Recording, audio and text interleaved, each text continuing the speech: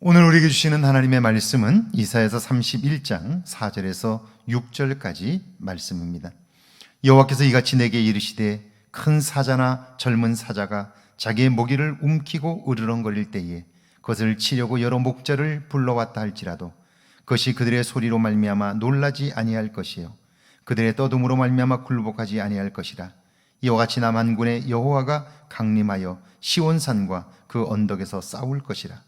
새가 날개치며 그 새끼를 보호함 같이 나 만군의 여호와가 예루살렘을 보호할 것이라. 그것을 호위하며 건지며 뛰어넘어 구원하리라 하셨느니라. 이스라엘 자손들아 너희는 심히 거역하던 자에게로 돌아오라. 아멘. 하나님의 말씀입니다. 할렐루야. 좋은 날입니다. 하나님의 은혜가 여러분과 여러분의 가정과 일터에 함께하기를 주의 이름으로 축복합니다. 오래전에 사법고시를 준비하던 집사님이 계셨습니다. 대학을 졸업하고 사법시험을 준비하다 지금의 부인을 만났는데요, 결혼을 위해서 시험을 포기했습니다. 그런데 시간이 지나도 아쉬움이 남았고요, 더 후회하기 전에 도전하겠다고 나선 거예요. 경제적으로 상황적으로 쉽지 않아요. 월요일부터 금요일까지는 신림동 고시촌에서 생활해요. 토요일과 주일에는 와서 집에서 고3 학생 과외를 합니다. 주일 예배를 마치고 가끔 만나 차를 마시며 격려를 해요.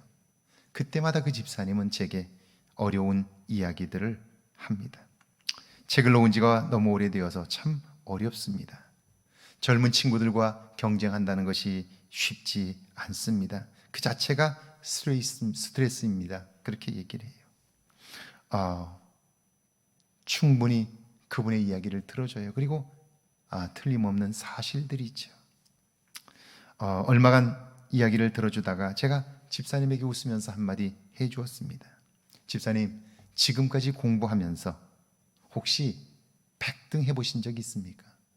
없어요. 그러면 50등 해본 적 있습니까? 없어요. 10등 해본 적 있습니까? 없어요.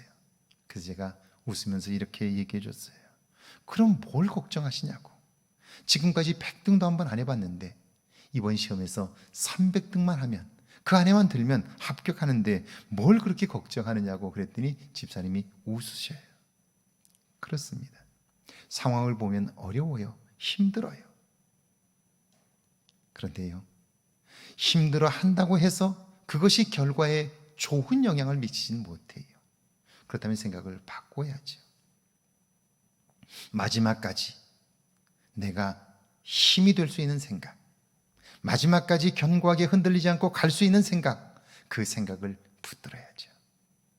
그래야 견고하게 흔들리지 않고 갈 수 있지 않겠어요? 4절 말씀을 볼까요? 여호와께서 이같이 내게 이르시되 큰 사자나 젊은 사자가 자기의 먹이를 움키고 으르렁거릴 때에 그것을 치려고 여러 목자를 불러왔다 할지라도 그것이 그들의 목소리로 말미암아 놀라지 아니할 것이요 그들이 떠둠으로 말미암아 굴복하지 아니할 것이라. 이와 같이 나 만군의 여호와가 강림하여 시온산과 그 언덕에서 싸울 것이라. 하나님이 하시는 일은 마치 사자가 먹잇감을 움켜쥔 사자의 모습과 같다는 거예요.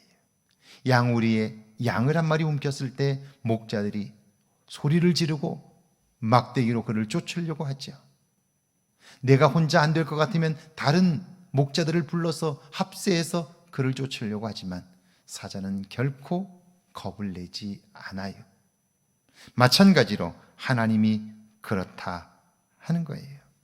하나님이 하시는 일은 누구도 막을 수가 없고요, 하나님은 결코 그 어떤 것을 두려워하시는 분이 아니다 하는 거죠. 그런데 그 하나님은요, 자기 백성을 끔찍히 사랑하시는 분이 5절이죠. 새가 날개치며 그 새끼를 보호함 같이 나 만군의 여호와가 예루살렘을 보호할 것이라. 그것을 호위하며 건지며 뛰어넘어 구원하리라 하셨느니라.